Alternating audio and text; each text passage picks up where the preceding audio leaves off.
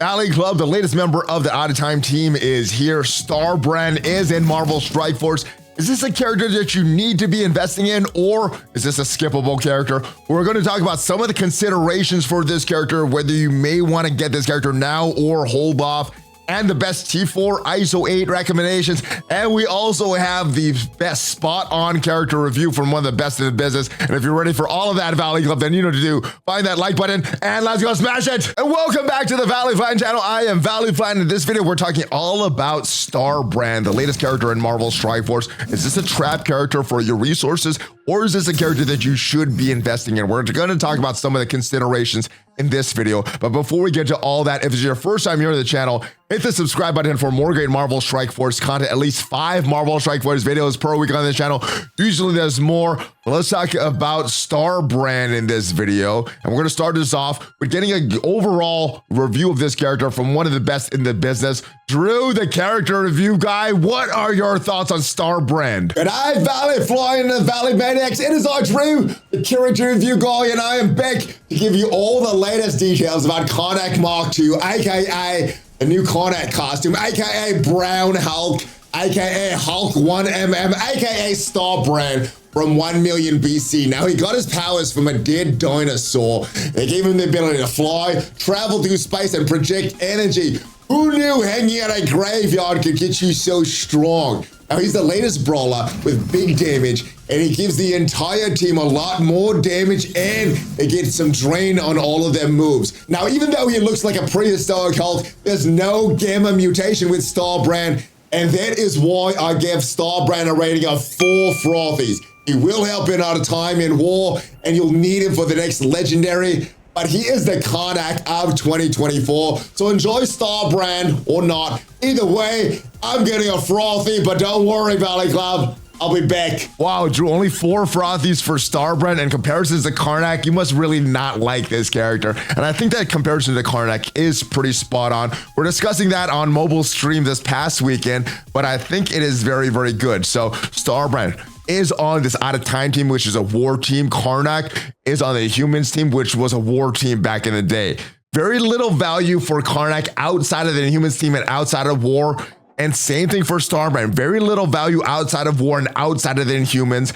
And the Inhumans, they were required for the next legendary character, which ended up being Ebony Maw. Starbrand is required for the Out of Time team's next legendary unlock, which is going to be a part of the Merc team with Deadpool and Pandapool. So yes, the comparisons are very, very fair. Now, if you do choose to get Starbrand, it might not give you a lot of value, but if you want the good war team, Out of Time team gives you that. If you want the next legendary unlock, Starbrand will help you that. But some of the other considerations you might want to take into account if you are thinking of purchasing Starbrand, well, with this full Out of Time team, like they've done with this last Hive Mind team, if you purchase the new characters, you will get a nice looking costume. And for this one, it is the Greed costume associated with Mephisto, associated with Green Goblin. This is what he looks like here, but yeah, it looks very, very good. Now, if you already purchased Black Knight and you're planning on purchasing Cosmic Ghost Rider, this is the costume you could get. If you are planning on purchasing 2 of these characters and you don't have diamonds for Peggy Carter, that's another consideration that you may want to take into account. But also with a lot of these characters and these events, there's a showcase event going on right now. And if we go into this Hell and Back showcase event, you are able to do a few more of these nodes if you do get Starbrand, if that's something that's important to you. So if you got Black Knight, you could do these first 4 nodes. The next 4 nodes, if you have Starbrand, you could do these. And then these last 4 nodes, if you get Starbrand, Black Knight, and Cosmic Ghost Rider, you can do these. So this may be something important. This may be something that's not important at all. And if it's not important at all, then it won't factor in one way or the other with your decision to get Starbrand now or wait till later. We have bought the offers. We have not unlocked him, but the first thing we need to do with this unlock, we need to go get a 7 red star for Starbrand. Now, it's not a question of if we're going to get a 7 red star for him. It's how long is it going to take? We have an Elite 7 here. We actually have 2. We're going to open these until we get Starbrand. Now, all of our characters, all of our non-minion characters are at 7 red star. All of our non-minion, non-dark promo characters at 7 red stars. So we're going to open these until we get him. Should have that 15% additional drop rate. Let's go. We're gonna keep going until we get no duplicate. And the only non-duplicate we're gonna get is Starbrand. So that's 2. How many does it take us, Valley Club? There's 3.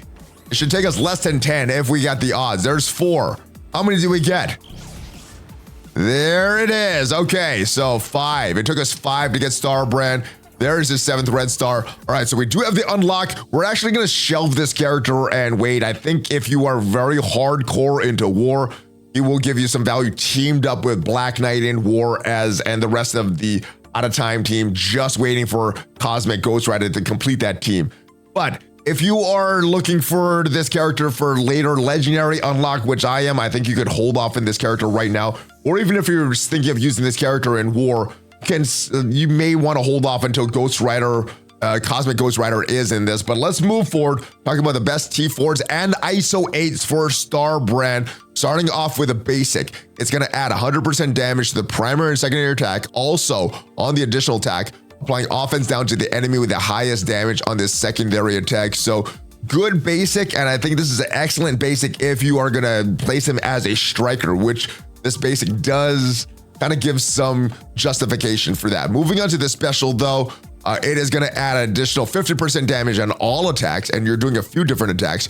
You're attacking the primary targets, adjacent targets, and also attacking the enemy with the highest speed. So all of these attacks, 50% extra damage, reducing the speed bar by 15% to all secondary targets. So you're already reducing the speed bar on the primary targets. Secondary targets also going to get their speed bar reduced by 15%. This is a good special as well. 5-turn cooldown for the ultimate, starting with 3-turn cooldowns, or it's 3 ability energy, and you're going to do 200% damage to the primary and secondary targets with this one, applying a stun to the most injured enemy. And this is an interesting move here because you're applying the stun, then flipping all positive to negative effects instead of the other way around. So pay attention to that.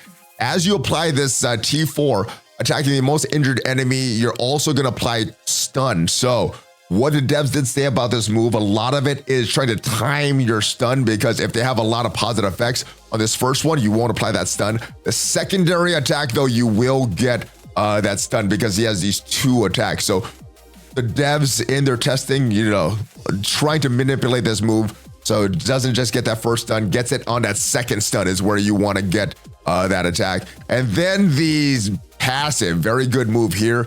On spawn, immunity to self and all out of time allies. Immunity is great, especially with teams like the infestation that they might be facing, or lower the max bear of all enemies by 5%. Now, while this isn't the strongest passive T4 out there, because this is a T4 that affects the entire team, then I would do this one first.